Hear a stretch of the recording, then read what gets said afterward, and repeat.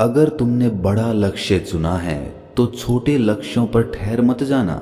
छोटे लक्ष्य तुम्हें आनंद देंगे, एक अहंकार भी पैदा करेंगे और तुम्हारे मन को शांति भी मिलेगी कि मैंने कुछ पा लिया है। और ये सारे विचार बड़े लक्ष्य को पाने में बाधा बन जाते हैं। अगर आपने कोई बड़ा लक्ष्य चुना है तो वहां तक पहुंचने के लिए छोटे मोटे लक्ष्यों पर ध्यान मत देना, क्योंकि अगर तुम छोटे लक्ष्यों से प्रभावित हो गए तो तुम अपने अंतिम लक्ष्य तक कभी नहीं पहुंच पाओगे। हमारी आज की ये कहानी आपको निरंतर अपने अंतिम लक्ष्य तक पहुंचने का रास्ता दिखाएगी। इससे पहले कि आप इस कहानी में खो जाएं, इस चैनल को सब्सक्राइब जरूर कर लें। तो चलिए कहानी शुरू करते हैं। बात उस वक्त की है जब गौतम बुद्ध आत्मज्ञान प्राप्त करने के लिए यहाँ से वहाँ भटक रहे थे। इस दौरान वो गंगा नदी पार करके मगध साम्राज्य में पहुंच जाते हैं। मगध साम्राज्य सिद्धि प्राप्त करने वाले आध्यात्मिक गुरुओं के लिए बहुत प्रसिद्ध था और गौतम बुद्ध, जो कि उस समय सिद्धार्थ के नाम से जाने जाते थे, वो भी ऐसे गुरु की खोज में थे जो उन्हें ये शिक्षा दे सके कि जन्म मरण से मुक्ति कैसे प्राप्त की जा सकती है। ज्यादातर गुरु ऊंचे पहाड़ों या वनों में निवास करते थे। बिना थके सिद्धार्थ इन गुरुओं के आश्रम पूछते फिरते और उन तक पहुंच जाते, भले ही इसके लिए उन्हें कितनी भी मेहनत करनी पड़ती, कितनी ही घाटियों या पहाड़ों को पार करना होता, चाहे वर्षा हो या कड़ी धूप, वो उन्हें लगातार खोजते रहते। और इसी तरह महीने दर महीने बीतते चले गए। इसी दौरान सिद्धार्थ ऐसे साधुओं से भी मिले जो अन्न ग्रहण ना करके वनों के फलों और कंदमूल पर ही अपना जीवन निर्वाह करते थे। वो बहुत कठोर तपस्या करते थे। इन साधुओं का विश्वास था कि इस प्रकार की घोर तपस्या से वे मृत्यु के उपरांत स्वर्ग में जन्म लेंगे। एक दिन सिद्धार्थ ने उनसे कहा, भले ही आपका जन्म स्वर्ग में हो जाए, लेकिन धरती पर रहने वाले लोगों की पीड़ाएं तो ज्यों की त्यों ही बनी रहेगी। सच्चे धर्म की खोज का मतलब है कि जीवन की पीड़ाओं का समाधान करना, ना कि जीवन से पलायन करना। ये सच है कि यदि हम अपने शरीरों को विषयासक्त लोगों के समान थुलथुल बना लें तो भी समस्या हल नहीं होगी, लेकिन शरीर को तपाने से भी तो कुछ लाभ नहीं है।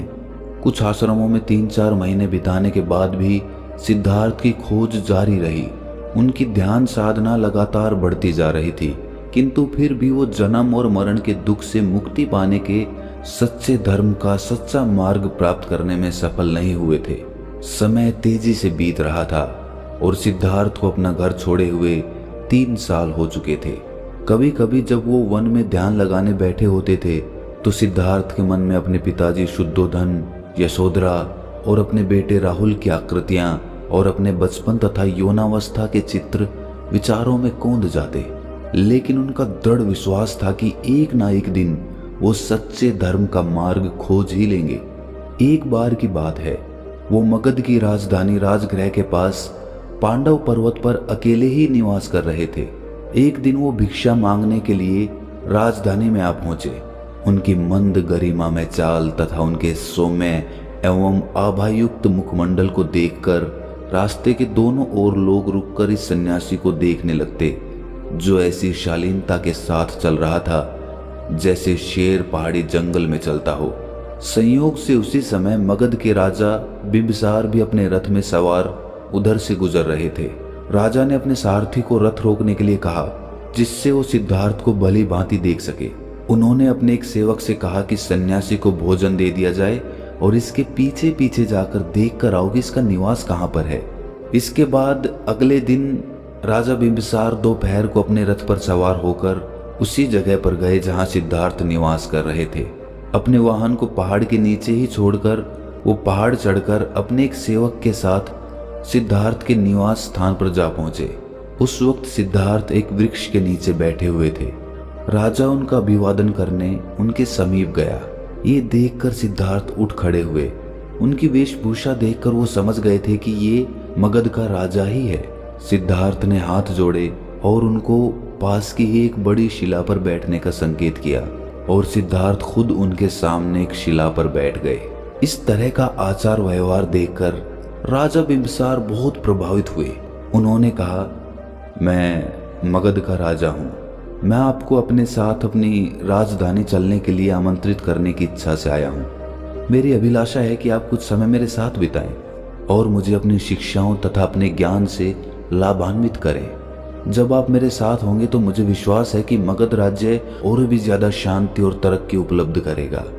सिद्धार्थ ने मुस्कुराकर कहा, मैं वनों में ही रहने का आदी हूँ। इस पर राजा कहता है कि ये तो बहुत ही कठोर जीवन है। यहाँ ना तो बिस्तर है, ना कोई सोने के लिए चारपाई है और आपको सहायता करने वाला कोई सेवक भी नहीं है। यदि आप मेरे साथ चलना स्वीकार करें तो मैं आपको अपने महल में ही ठहराऊंगा। कृपया करके मुझे शिक्षा देने के लिए मेरे साथ राजधानी चलिए। इस पर सिद्धार्थ ने कहा कि सम्राट, महल का जीवन मुझे उपयुक्त नहीं लगता। मैं अपने और अन्य सभी प्राणियों के जीवन को दुखों से मुक्ति दिलाने का मार्ग खोजने में जुटा हुआ हूँ। मेरे जैसे सन्यासी के हृदय की इस खोज की दृष्टि से महल में रहना मेरा उचित नहीं है। ये सुनकर राजा कहता है कि तुम तो मेरे समान ही युवा हो। मुझे ऐसे मित्र की आवश्यकता है जिससे मैं अपने मन के विचारों का खुलकर आदान प्रदान कर सकूं। जब से मैंने तुम्हें देखा है तब से मैं तुम्हारे साथ एक अपनापन सा अनुभव कर रहा हूं। तुम मेरे साथ चलो। यदि तुम्हें स्वीकार हो तो मैं तुम्हें अपना आधा राज्य देने को प्रस्तुत हूं। जब तुम बूढ़े हो जाओ तो दोबारा सन्यासी बन जाना। ये सुनकर सिद्धार्थ कहते हैं कि आपकी उदार हृदयता और संरक्षण के लिए मैं धन्यवाद करता हूँ, किंतु सच तो ये है कि मेरी एक ही इच्छा है कि ऐसा मार्ग खोज सकूं जिससे समस्त प्राणियों को दुखों से छुटकारा मिल सके। सम्राट, समय बहुत ही जल्दी बीतता है। युवावस्था की शक्ति और ऊर्जा का मैं अभी प्रयोग नहीं करूंगा तो बुढ़ापे के आने पर मुझे बहुत खेद होगा। जीवन इतना अनिश्चित है कि रोग और मृत्यु कभी भी दबोच सकते हैं। लोभ, क्रोध, घृणा, विषयाशक्ति, ईर्ष्या और अहंकार के लपटों के कारण मेरे हृदय में आंतरिक अशांति व्याप्त है। जब सच्चे धर्म का मार्ग मुझे मिल जाएगा तो समस्त प्राणियों के कष्ट समाप्त होना संभव होगा। यदि आपके मन में मेरे प्रति सच्चे प्रेम की भावना है तो मुझे उस मार्ग पर चलने दें जिस पर मैं इतने समय से चलता आ रहा हूँ। सिद्धार्थ के इन वचनों से राजा बिंबिसार और भी ज्यादा प्रभावित हो गए। उन्होंने कहा कि आपकी दृढ़ और निश्चयपूर्ण बातें सुनकर मुझे तो बहुत प्रसन्नता हुई।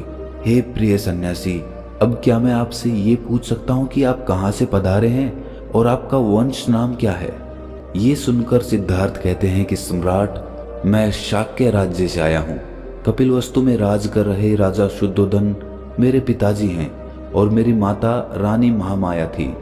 मैं वहां का राजकुमार था और सिंहासन का उत्तराधिकारी भी, किंतु सच्चे धर्म का मार्ग खोजने के लिए मैं सन्यासी बनना चाहता था। इसीलिए मैं अपने माता पिता, पत्नी और पुत्र को 3 साल पहले त्याग कर वहां से चला आया हूं। ये सुनकर राजा बिंबिसार आश्चर्यचकित रह गए। तब तो तुम स्वयं ही राजवंश के हो। हे सन्यासी, मुझे आपसे मिलकर बहुत आनंद प्राप्त हुआ। शाक्य और मगध के राजघरानों में दीर्घ काल से घनिष्ठ संबंध चले आ रहे हैं। मैं कितना मूर्ख था कि आपको अपनी राजसत्ता और संपदा की बातें करके अपने साथ लौट चलने के लिए कह रहा था। कृपया मुझे क्षमा कर दें। मैं आपसे ये जानना चाहता हूँ कि क्या आप समय समय पर मेरे महल में आते रहेंगे और मुझे भोजन समर्पित करने की अनुमति देंगे? और जब आपको सच्चे धर्म का मार्ग मिल जाए तो आप दया करके वापस आकर अपने शिष्य के रूप में मुझे भी शिक्षा देना। क्या आप ये वचन देंगे? सिद्धार्थ ने हाथ जोड़कर उत्तर दिया कि मैं वचन देता हूँ कि जब भी मैं सच्चे धर्म का मार्ग खोज लूंगा तो वापस आकर आपको उसके संबंध में अवश्य बताऊंगा। राजा बिंबिसार ने सिद्धार्थ के समक्ष नमन किया और अपने सेवक के साथ पहाड़ से नीचे उतर गए। बाद में उसी दिन सिद्धार्थ ने अपना निवास स्थान बदल दिया, क्योंकि उन्हें डर था कि युवा राजा अपनी भेंट भेजकर उनकी साधना में रुकावट उत्पन्न करेगा। दक्षिण की ओर चलकर उन्होंने दूसरा ऐसा स्थान खोज लिया जो उनकी साधना के लिए उपयुक्त था। उन्हें एक महान आचार्य उद्रक रामपुत्र के आश्रम का पता चला जो ज्ञान समुद्र में बहुत गहराइयों तक उतरे हुए थे। उनका आश्रम राजगृह से अधिक दूर नहीं था। उनके आश्रम में 300 साधु रहते थे और 400 साधु आसपास रहकर तपस्या करते थे। सिद्धार्थ उन्हीं के आश्रम की ओर बढ़ चले। दोस्तों, सिद्धार्थ चाहते तो उस राजा का प्रस्ताव स्वीकार करके आराम पूर्वक राजमहल में रहकर अपनी साधना कर सकते थे, लेकिन जो उन्होंने सच्चे धर्म को पाने का लक्ष्य चुना था, उन्हें इस बात का एहसास था कि महल में रहकर वो उस लक्ष्य तक नहीं पहुंच पाएंगे। इसीलिए उन्होंने उस राजा का प्रस्ताव स्वीकार नहीं किया। इसी तरह हम भी जब अपने बड़े लक्ष्य की तरफ बढ़ने लगते हैं तो रास्ते में थोड़ा बहुत मुनाफा पाकर ही हम खुशी से झूम उठते हैं, और वो थोड़ा बहुत मुनाफा हमें हमारे अंतिम लक्ष्य तक नहीं पहुंचने देता। अगर आप अपने अंतिम लक्ष्य तक पहुंचना चाहते हो तो जरूरी है कि बीच में आने वाले छोटे छोटे लक्ष्य की तरफ ध्यान मत दीजिए, उनको अनदेखा करके आगे बढ़ते रहिए, क्योंकि अंतिम लक्ष्य पर जो आपको सुख और सुविधा प्राप्त होगी वो छोटे मोटे लक्ष्यों से बहुत ऊपर होगी। इसीलिए निरंतर अपने लक्ष्य की तरफ चलते रहिए।